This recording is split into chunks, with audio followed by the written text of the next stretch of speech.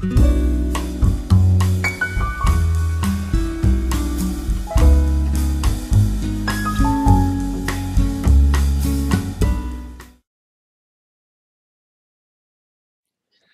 there, vinyl community and YouTube. It's time again to do a summary of the month that have passed. November was a really good month, even if my normal second-hand tour that I did today only turned out with one record. But on the other hand, I bought a whole lot of stuff during the rest of the month, so I'm not complaining. I have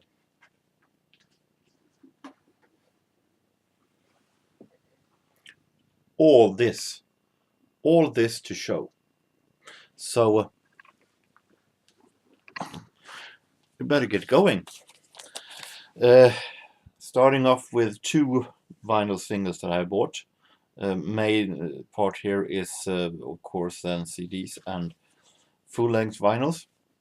Boomtime Rats, Diamond Smiles from the Fine Art of Surfacing album, the same album as I Don't Like Mondays.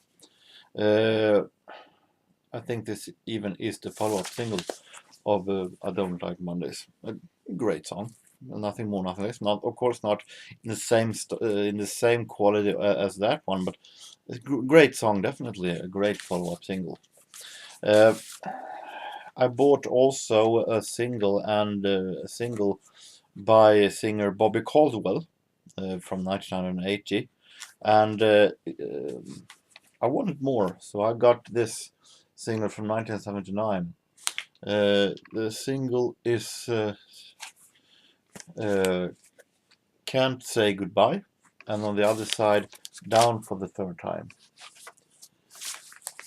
So we take the CDs.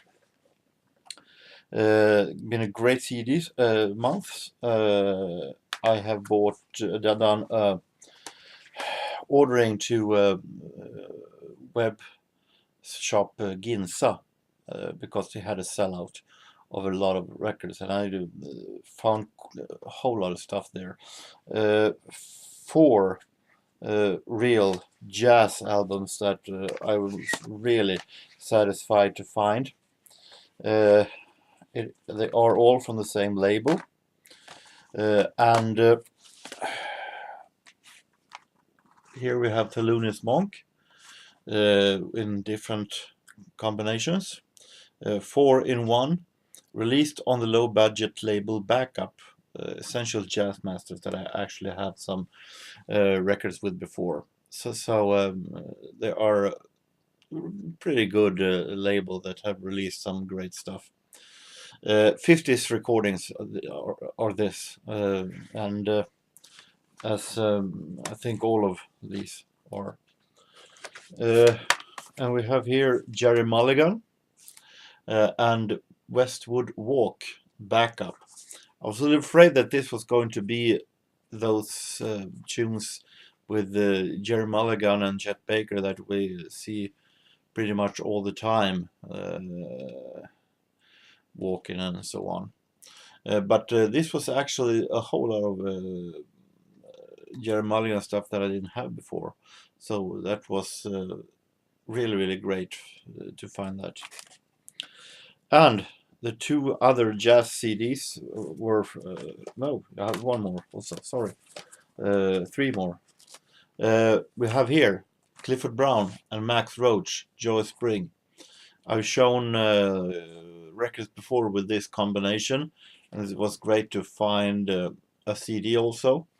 A lot of songs here I have on vinyl, but a lot of stuff also I didn't have, so it's really fun to have. Now, 2 final of these Essential Jazz Masters records were by the same artists, Paul Desmond and Dave Brubeck.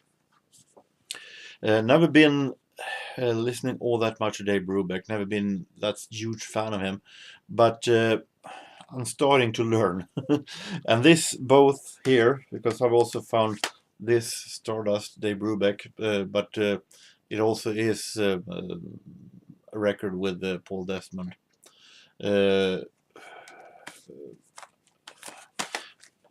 Both of these I learned a lot more of Dave Brubeck's piano style, which I found in some parts very similar to my favorite, Lenny Tristano. Sounded little like, the same in some parts, and that is definitely not a bad thing. That is a good thing, of course. Really great, relaxing, and laid back jazz from the 50s, early Dave Brubeck recordings.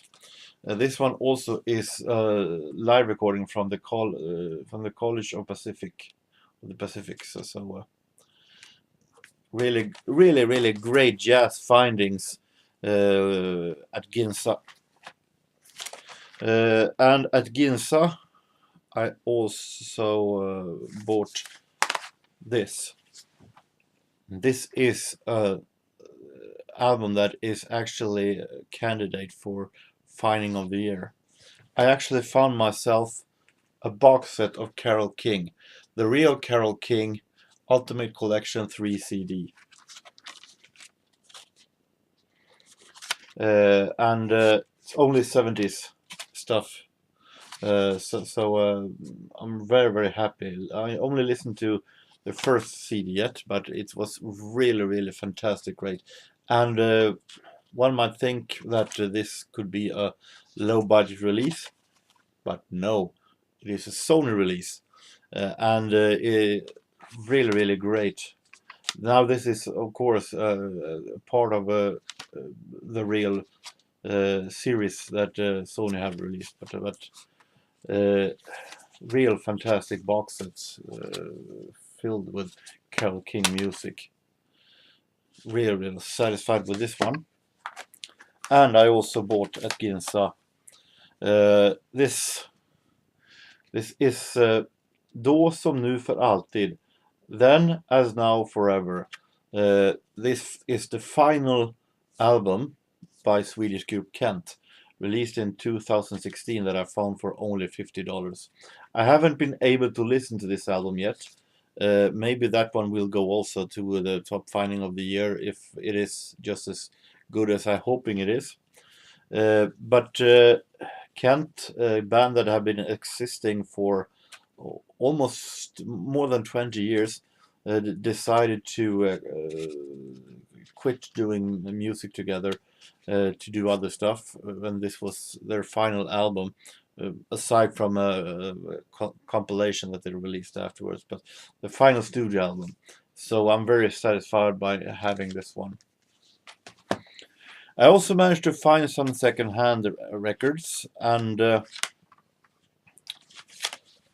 CC Top, Greatest Hits, felt like could be very great to have. And here we have Brian Ferry, Another Time, Another Place. I've been looking at this one several times, seeing it every now and then. I really decided now that it's time to actually to buy it and have it in a collection. Candy Staton and a self-titled album, and listen to this one actually. Really, really great. Really, she sings real good. Great musicians. Great lyrics. Very much. I really like this album a lot. So I'm very, very satisfied. And Tom Petty and the Heartbreakers, Into the Great Wide Open. I actually didn't have this one. I listened to it today actually, and it was really, really great album. Fantastic. I think definitely one of the best stuff that come out of Jeff Lynne's studios and Jeff Lynne's productions. Of course, a lot has to do with the fact that he's doing it with Tom Petty, and Tom Petty is part of a writing the songs, because there's great songs, but I love the guitars. Fantastic guitar playing on this album. Really highly recommended. So let's go to the full length. A whole lot of full length. Starting off with the only album I found today. Ira Sullivan and the Chicago Jazz Quintet, Bird Lives. A live jazz album released on Affinity, so it's a new reissue. But it is recorded live at the Birdhouse Chicago in 1962. Ira Sullivan and a whole lot of musicians that I haven't heard all that much of. Nicky Hill, tenor saxophone, Judy Christian piano, Don Garrett bass, and Wilbur Campbell and Doral Anderson that share the drum playing. But listen to Quick Peaks, sounds real good, and it's live jazz, so nothing but high expectation for this one.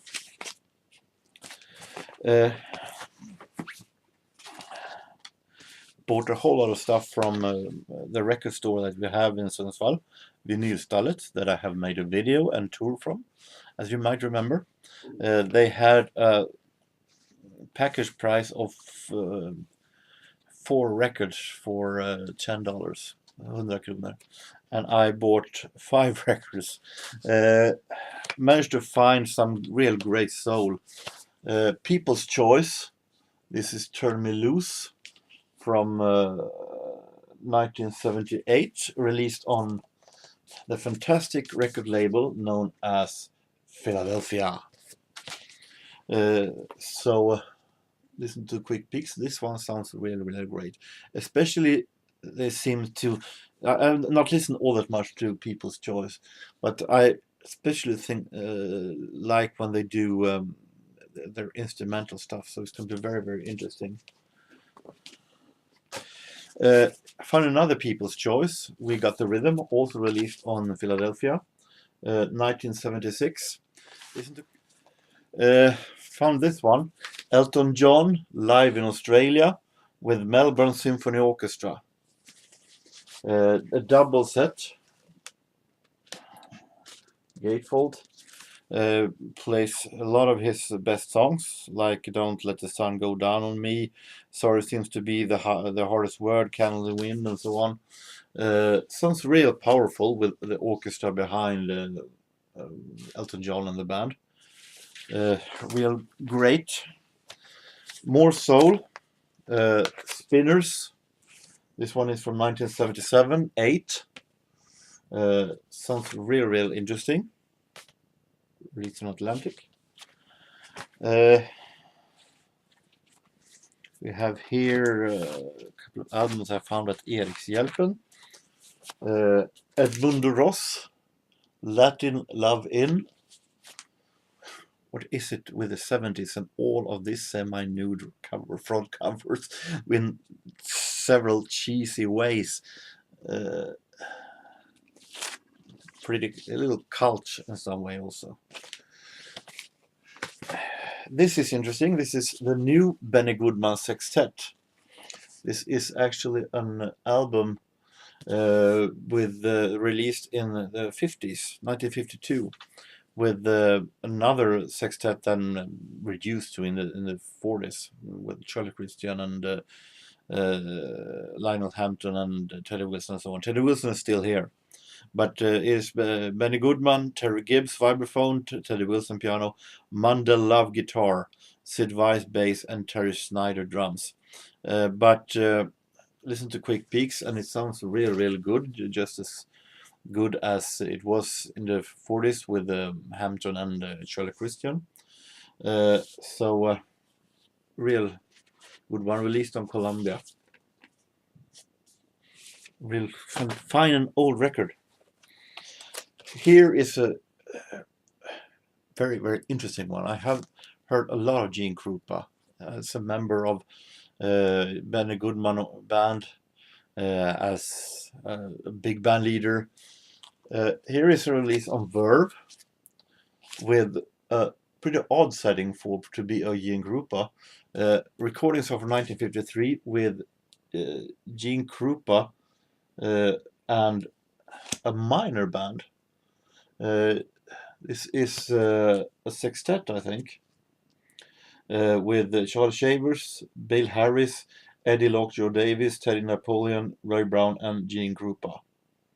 I never heard a sextet led by Gene Krupa. I always heard him as a solo in big band. So to hear him in the 50s with a smaller band is very, very exciting. Sounds very, very great also from what little I've heard of this on this album.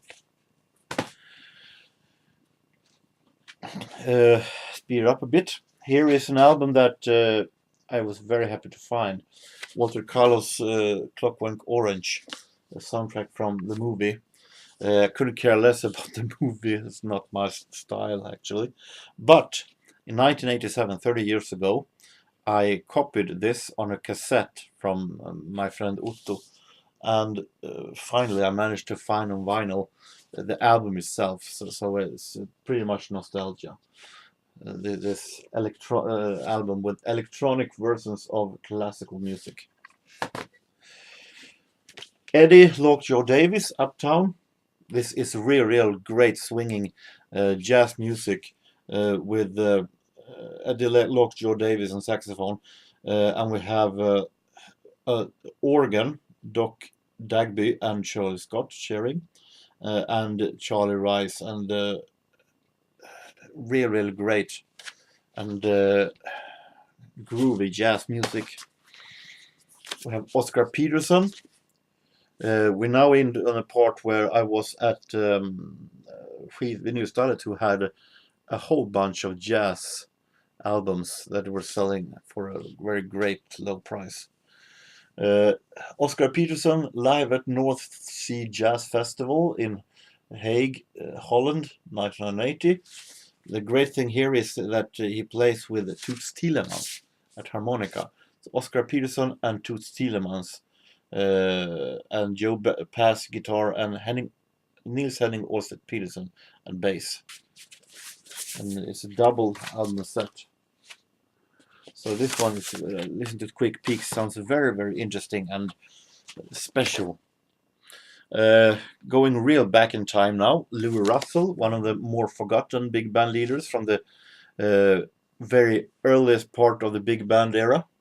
This is 1929 to 1930, and it's big band music in its earliest form, and I like it a lot. I like that kind of early big band music.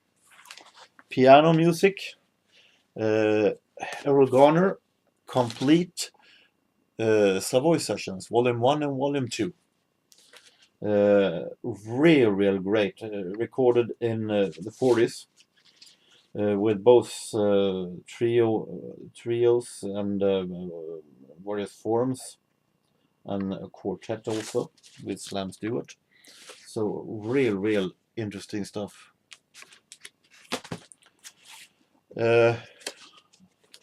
Also very interesting one, Fletcher Henderson and his sextet. Never seen a sextet recording with Fletcher Henderson either, from 1950. Great to find these jazz recordings that with musicians that doing stuff that I never heard of.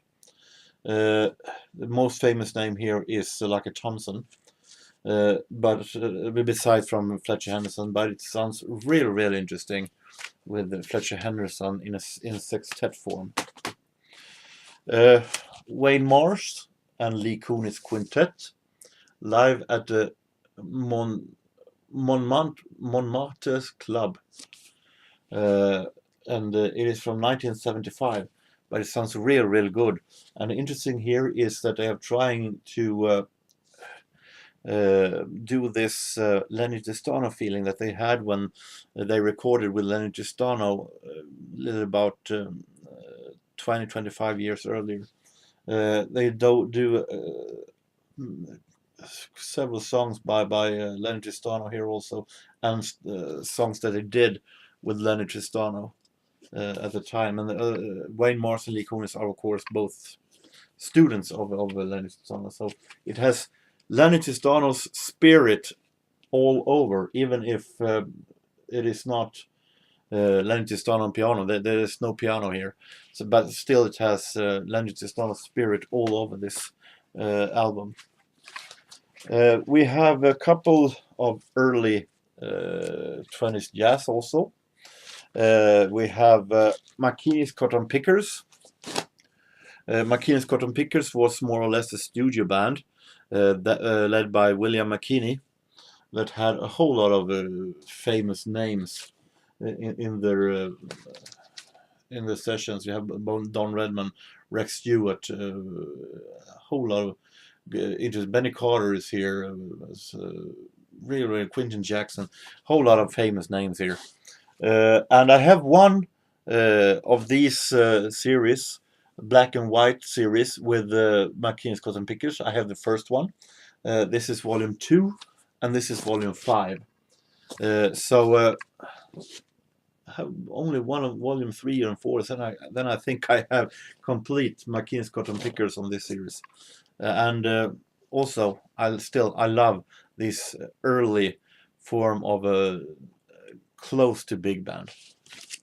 I talked earlier about Howard McGee in my Umeå video.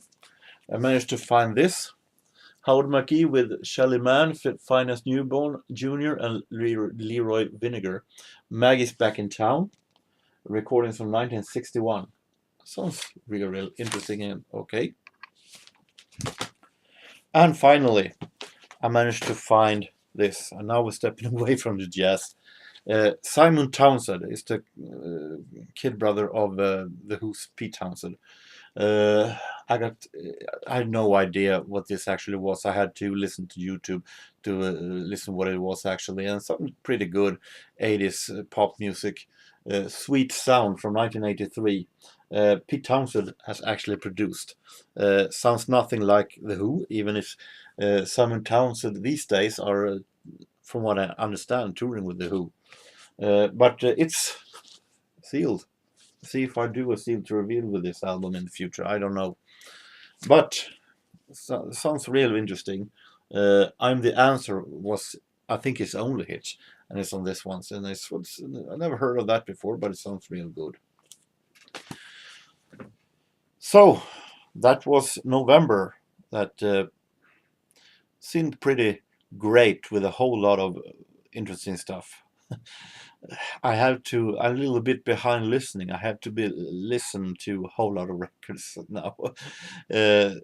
December will be very interesting because just like last year, I have to do my vinyl CD update a little bit earlier, since at the end of the year is, of course, doing my year in review of this 2017. So I had to do my searching for records a bit earlier, and I had to do my vinyl CD update a bit earlier, maybe around just before Christmas. So until next time, I hope that each and every one of you have a real nice time, no matter what you do, no matter where you are. So long and take care.